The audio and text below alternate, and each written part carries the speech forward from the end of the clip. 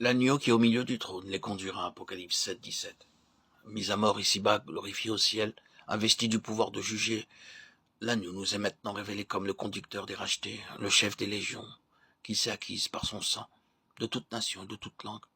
Si sur la terre, les hommes savent que les châtiments qui fondent sur eux sont la rétribution de leur incrédulité concernant le Sauveur, au ciel, les rachetés savent avec autant de certitude qu'ils doivent la vie et la félicité dont ils jouissent à l'agneau. Les anciens l'adorent et chantent ses louanges, parce qu'ils ont été rachetés pour Dieu par son sang. L'apôtre est mis en présence d'une grande multitude que personne ne peut compter de toute nation et langue, Apocalypse 7, 19, 17, qui se tient devant le trône de Dieu et le sert jour et nuit.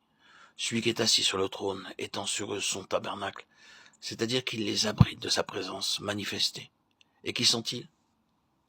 Ce sont ceux qui ont lavé leur robe dans le sang de l'agneau, et celui qui, à cause de la joie qui lui était proposée, souffrit la croix. Lui-même devient leur berger. C'est lui dorénavant qui les conduit aux sources d'eau vive. Souffrance et douleur ont disparu à jamais. Dieu lui-même essuiera toute larme de leurs yeux. Au chapitre 14e, nous voyons encore l'agneau à la tête d'une compagnie dont le nombre est cette fois déterminé, Apocalypse 14, 14. Eux aussi ont été rachetés de la terre et suivent l'agneau quelque part qu'ils aillent. Ils feront la guerre à l'agneau, mais l'agneau les vaincra, Apocalypse 17, 14. Au fur et à mesure que les sceaux sont brisés, que les trompettes retentissent, une succession de jugements atteignent un monde qui se livre de plus en plus à l'iniquité, jusqu'à ce qu'enfin une voix retentisse dans le ciel, voix qui s'élève des quatre cornes de l'autel d'or et crie vengeance. Sous l'ancienne alliance, les cornes de cet autel recevant le sang des sacrifices offerts sur l'autel d'airain, ce sang était un appel à la grâce, à la miséricorde. Mais maintenant, devant le torrent d'iniquité qui déborde, la voix réclame le jugement, où nous pouvons voir que la terre a rejeté le moyen de grâce et de salut que Dieu lui offrait.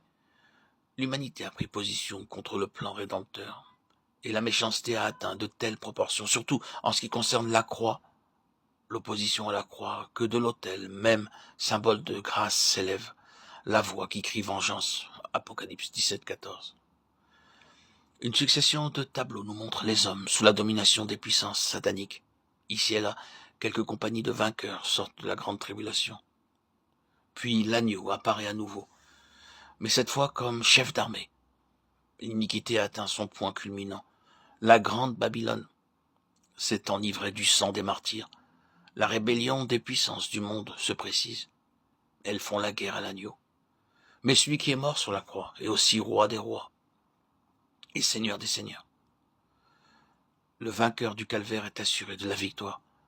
Ceux qui le suivent dans cette rencontre sont les appelés, les élus, les fidèles. Apocalypse 17, 14.